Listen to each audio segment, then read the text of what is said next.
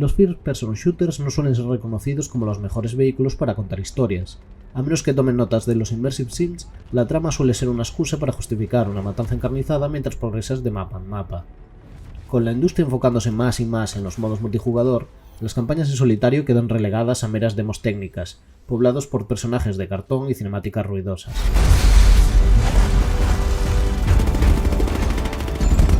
El primer Half-Life a menudo es tomado como un paradigma para contar una historia sin detener el progreso de la acción.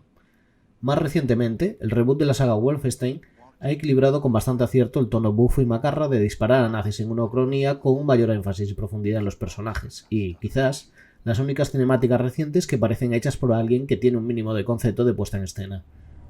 The truth is, you were broke beyond fixing. What are you, some sort of super killer terror bomber now? Fuera de eso, tenemos los golpes de efectos y giros sorpresas de los que Call of Duty abusa hasta el ridículo, o las pequeñas historias con excusas historicistas de los Battlefield. En principio, Titanfall no me había llamado la atención. El gimmick más o menos afortunado de intercambiar entre militar genérico de turno y el manejo de un mecha no me suponía un mayor interés. Sin embargo, la campaña de Titanfall 2 es una de las más celebradas de los últimos años. La primera razón para ello son dos niveles consecutivos dentro del juego, Effect and Chaos and The Beacon.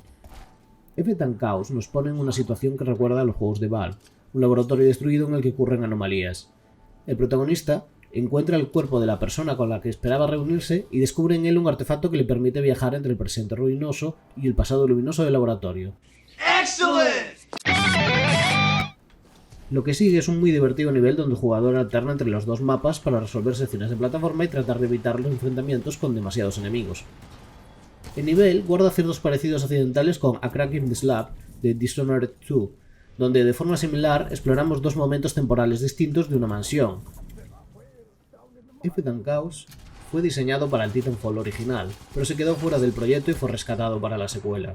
El nivel ha sido celebrado como un ejemplo de diseño y narrativa, a pesar de que la mecánica del tiempo es exclusiva de este mapa, lo que quizás hace de la experiencia algo más especial.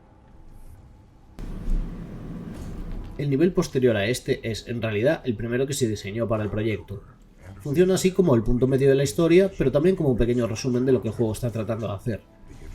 The Beacon nos pone primero a bordo de nuestro mecha, BT, ayudando a una milicia local a defenderse. Para pedir ayuda necesita activar una baliza y para activar esta necesita una herramienta en lo más profundo de unas instalaciones subterráneas inundadas de autómatas. Una vez recuperada la herramienta, hacemos uso de nuestro parkour. Volvemos a reunirnos con BT para activar por fin la baliza y tener un enfrentamiento con el jefe de la fase. Este mapa es menos llamativo, pero es más importante para la trama. Quedémonos por el momento con esta dinámica.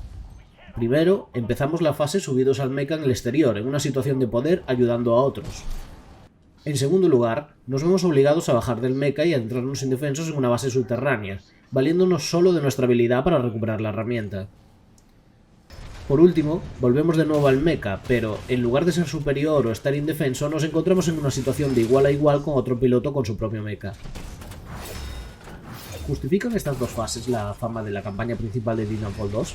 Aunque son muy interesantes por sí mismas, creo que si el juego se ha valido de mucho cariño, no es tanto por ellas como por la función que tienen dentro de la trama, y en general por la manera en la que Titanfall 2 convierte a BT y nuestro vehículo en un personaje memorable. BT está en pantalla incluso antes de que conozcamos a BT. De hecho, la primera persona a la que conocemos en el juego es el capitán Ty Lastimosa, que ejerce de mentor en el tutorial. Lastimosa hace honor a su nombre como un personaje melancólico y con una actitud paternal. Es al final de este tutorial donde nos introduce a su querido vehículo de combate.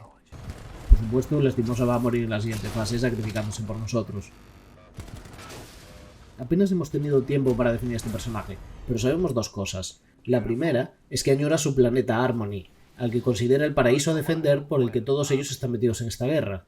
La segunda es que Lastimosa tiene cierto aprecio por nuestro protagonista, o, al menos, la suficiente confianza en él para dejarnos las llaves de su coche, es decir, de BT.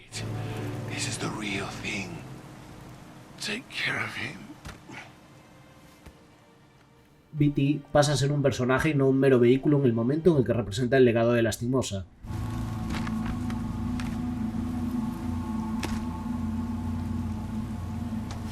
Su actitud es excesivamente técnica, pero, y esto es importante, muy estricto con las leyes de la robótica.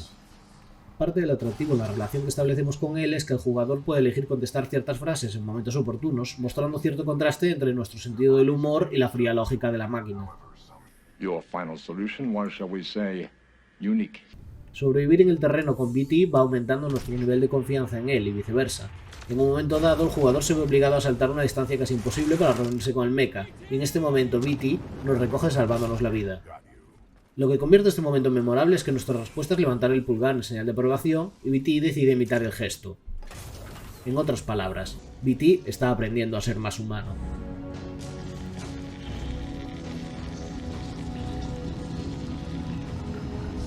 A lo largo de la aventura, BT y tú hacéis uso de una técnica que es básicamente la Fastball Special de los X-Men. BT te lanza como una bola de béisbol para que alcances algunas zonas concretas del mapa. Now. Damn it, Logan, don't do this! Para cuando termina The Beacon, y ha quedado demostrado que somos unos héroes, nuestro superior descubre que no estamos autorizados a formar equipo con BT, pues no somos su piloto asignado. Pero BT se niega a separarse de nosotros. Ya somos un equipo. Objection. Cooper is my pilot. Esto no va a acabar bien. En el enfrentamiento final del juego, BT resulta dañado. Por si fuera poco, un artefacto alienígena está a punto de explotar. Los dos decidís aprovechar el momento para sacrificaros y así evitar la catástrofe, pero... BT recuerda que, antes que nada, su deber es proteger al piloto, protegerte a ti. BT hace una última Fastball Special, para ponerte a salvo y sacrificarse él solo.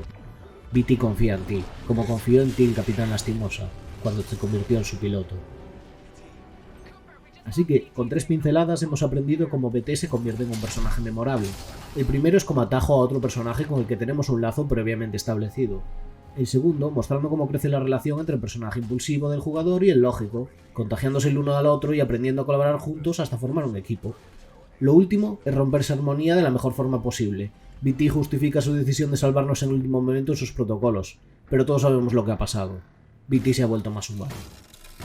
Es aquí donde reside el triunfo de la campaña principal de Titanfall 2. Por encima de todo, lograr aquello a lo que toda buena ficción aspira. Hacer que nos importe.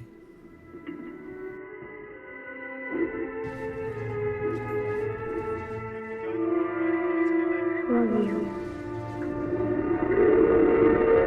you.